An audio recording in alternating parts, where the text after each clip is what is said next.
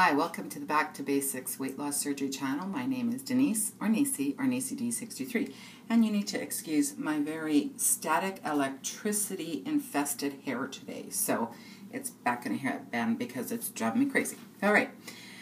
It's February, and this month we're talking all about love, because it is February, the month of love. And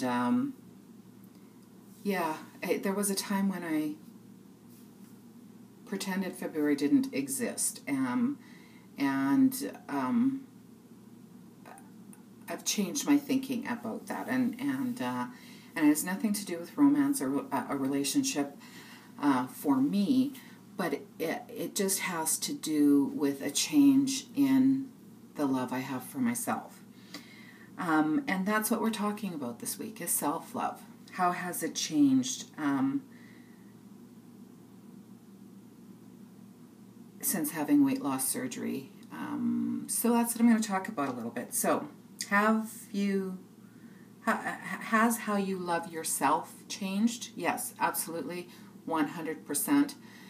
I didn't used to love myself very much, and now, quite simply, I do, 100%. There are certain characteristics about myself that I work to change and do better, but I love myself, and I'm very grateful for who I am, who I have become over the years, and who I am still becoming.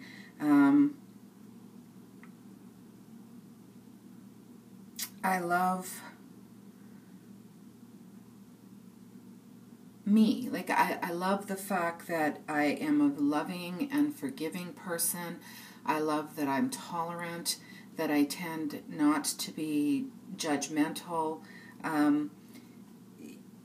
I will give myself permission to be afraid, but that doesn't necessarily stop me from moving forward even when I am afraid. I love to play. I used to question, like, maybe, you're getting older. I'm 50 now. You know that probably if you watched videos of mine before. But I worried, like, am I too silly sometimes? Am I too playful sometimes? Because I can be very silly sometimes. And I love that about me. So, yeah, I used to question everything about myself, right? And I don't anymore. I have more trust in me and my ability to take care of me and figure things out. Like, I know I'm not going to be perfect, but I'm going to do okay.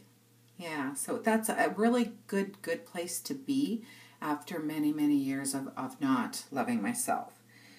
Has the way I love others changed? Yeah, I think it has. I think until you can look yourself in the eye and say, I love you, you don't have the love to give to other people.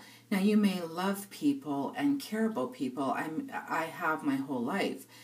But the way in which you can share that love with the other people in your life changes when it's coming from a place of love in here. So I think I am just more open, and and I've always been somebody that people have said is very warm and approachable, but I just feel like I'm connecting with people on a much deeper level, and that has to do with being okay with sharing who I am, like the real me, and not worrying about if I tell them I was hurt, or if I tell them that I was angry, or if I let them see the flaws within me, that they will somehow stop loving me. And that, again, used to come from a lack of self-love, right? And I don't worry about that anymore, because I know they're going to love me, and I'm free to love them. And that's just such a gift. That's just, if you can love yourself, you're gifting yourself this amazing life and experience with other people, because it does. It just finally, it opens up the whole world. And the last part of it was self-esteem versus vanity. So what's the difference? Well, in my opinion, Self-esteem is an honest appreciation of who you are yourself. And that's both the good and the bad. So acknowledging the things that you are good at and the things that you like about yourself, as well as acknowledging and accepting the things that maybe aren't that great and things that you would like to change.